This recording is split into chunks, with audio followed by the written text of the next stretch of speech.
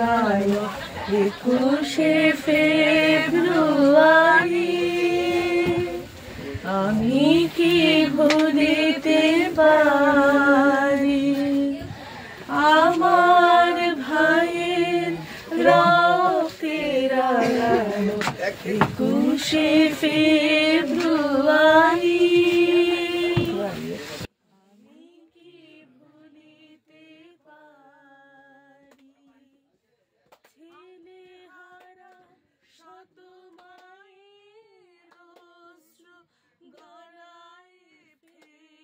ভারত বাংলাদেশ পেট্রাপোল সীমান্তে রাজনৈতিক অস্থির পরিস্থিতির কারণে অন্যান্য বছরের মতো ভাষা দিবস মহাসমারোহে পালিত না হলেও নিত্যযাত্রীদের মধ্যে মহান মাতৃভাষা দিবস পালনে এদিন কোনো খামতি দেখা গেল না।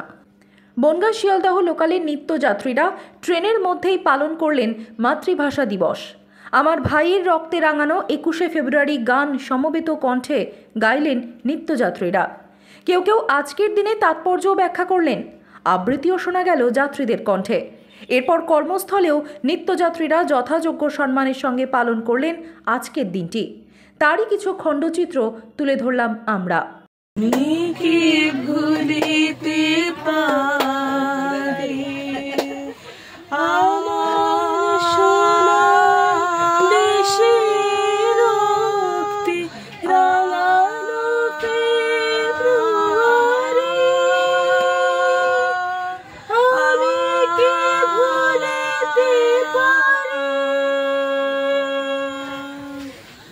আমার ভাইয়ের রক্তে রাঙানো 21শে ফেব্রুয়ারি।